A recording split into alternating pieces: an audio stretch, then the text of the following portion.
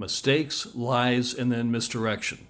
Jochen Zeitz, the chairman and president and CEO of LiveWire, on September 27th, when they were going public on the New York Stock Exchange, made three blunders: a mistake, a lie, and then a misdirection. The mistake was he didn't know the price the LiveWire won. The lie was that he claimed the Del Mar cost $16,999, which it does not. And then third, he misdirects and starts talking about the price of hogs. Now, in case you don't believe it, let's roll the clip. But what are the price points? I mean, because these can go astronomical and then some are more affordable. What are we looking at? Well, first LiveWire, we have our LiveWire 1, which is priced at $12,670. Then our Del Mar coming out next year, $16,999 in the US. Yeah. And Harley Davidson you can buy all the way between $15,000 and up to $50,000.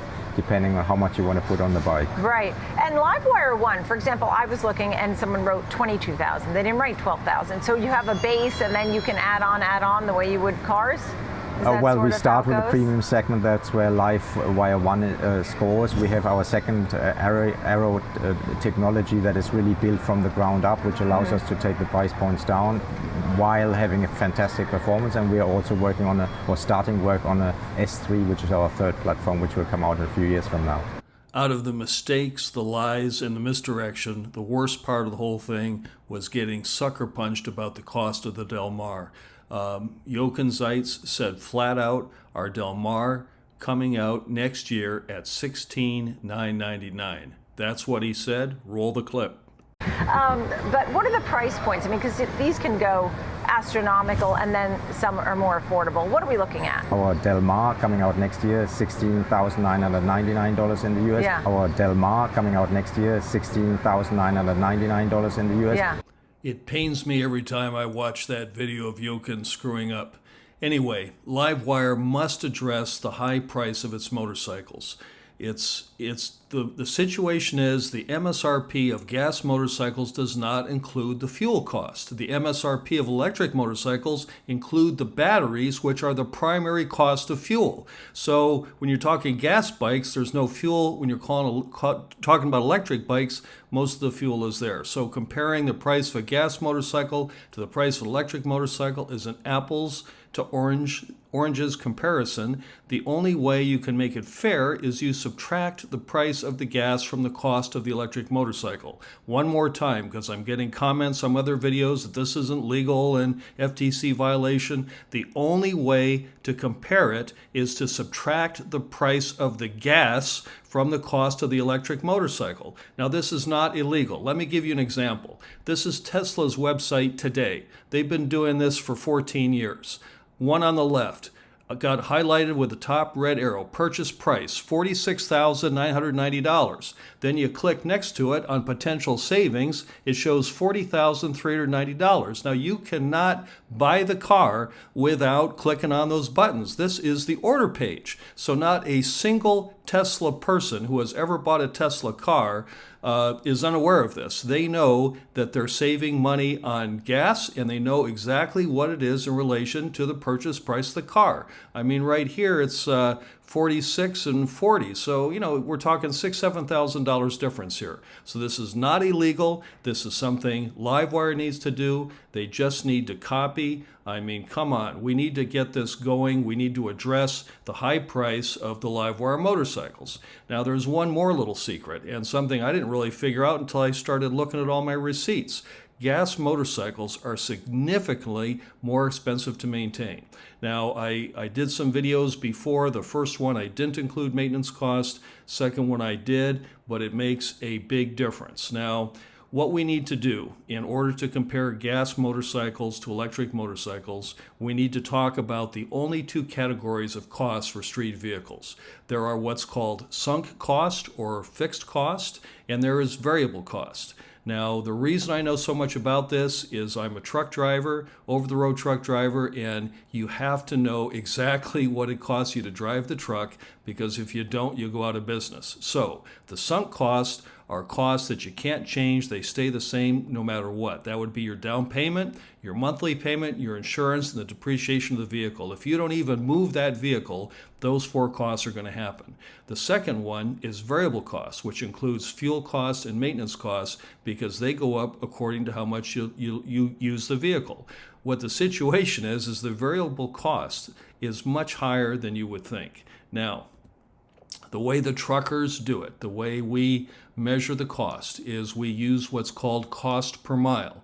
What the cost per mile is, it's the sunk cost plus the variable cost divided by the total miles. So in the case of my truck, that's there on the right there, it cost me $1.06 a mile to drive that truck based on 140,000 miles a year. So when I'm quoting freight prices I'm driving, I know what it's costing me to drive that truck. I know exactly to the penny. So I know how to calculate the cost of driving a vehicle. So what I did is I took that knowledge, I made a little spreadsheet with electric bikes, gas truck, and a Tesla. The gas truck was a Ford F-150.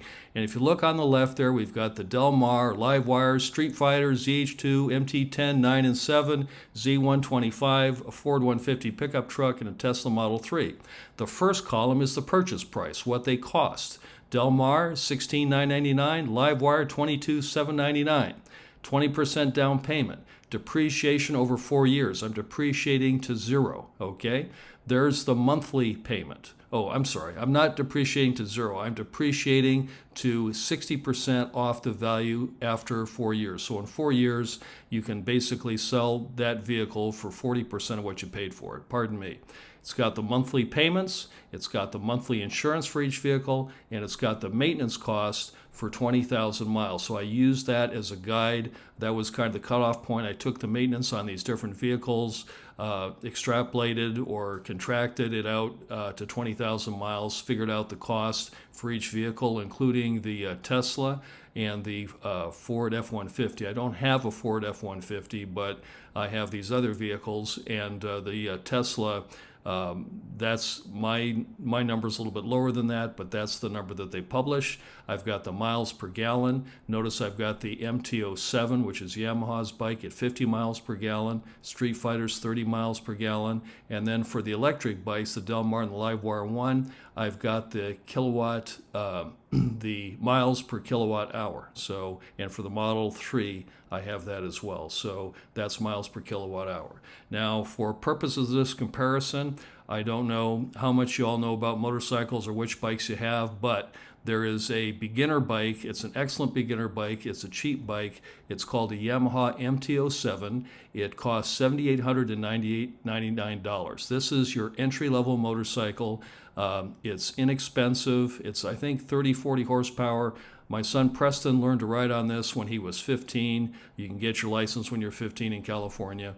And he put about 8,500 miles on it before he traded up to his brother's MT-10. But this is a beginner's motorcycle. If you want to learn how to ride a motorcycle and you're young, you start on something like this. This is probably the cheapest option, okay?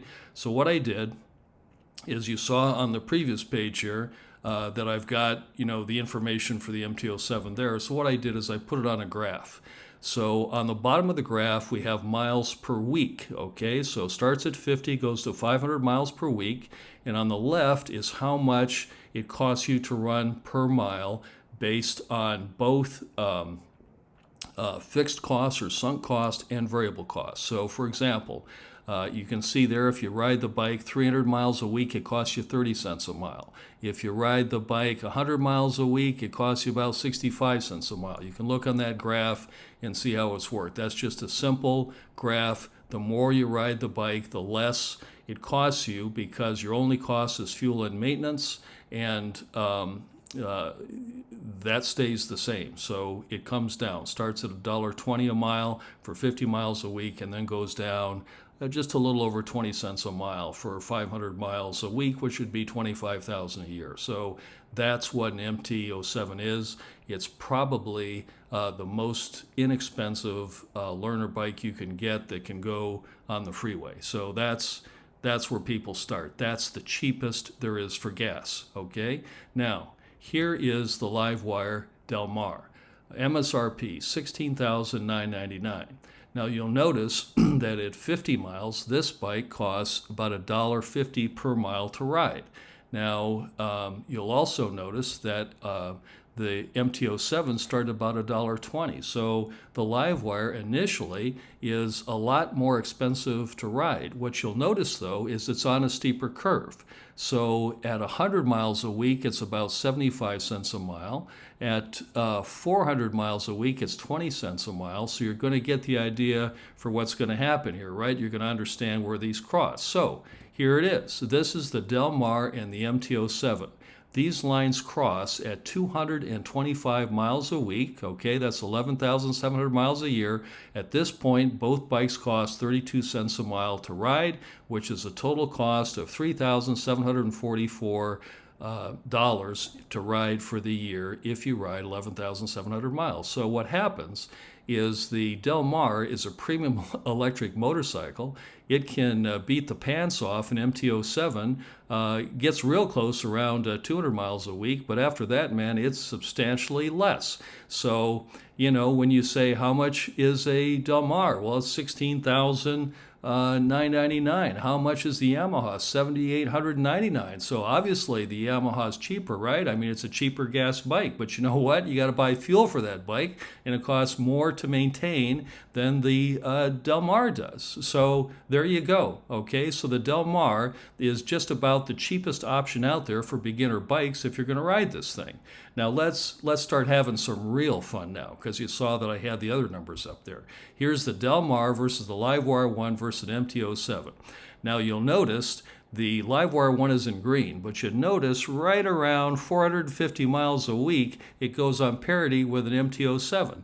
But so, you know, for basically 25,000 miles a year on a bike, the premium LiveWire 1 premium bike is cheaper to operate than an MT-07. I mean, come on. This is important stuff. Why has LiveWire never talked about this, never addressed it? Whenever I go to a LiveWire dealership and I say, hey, how come this bike costs so much? They say, well, it's a premium bike. It's got expensive parts. It's got the... They never say, hey, no, it's not a fair comparison because this is what the bike costs to run. They never do that. They need to have this information. The salespeople need to have these charts for marketing. They need to have a PR campaign. They ought to make a big deal of the fact that it's not a fair apples to apples comparison because the electric motorcycle includes the fuel cost. Now, let's do something fair with the LiveWire 1 and the MT-10. This is LiveWire 1 versus MT-10. They come to parity at 125 miles a week, where they both cost 80 cents per mile to run, 6,500 miles a year, $5,200 total cost for the year. Now, I did another video a few weeks ago where I think the break-even point was, 8,800 miles or 9,000 miles or something. That's because I hadn't gone and added up all of the maintenance costs for both the MT-10 and the LiveWire 1. So when you put the maintenance costs in there, you see that, wow, it comes a lot faster. It breaks even a lot faster.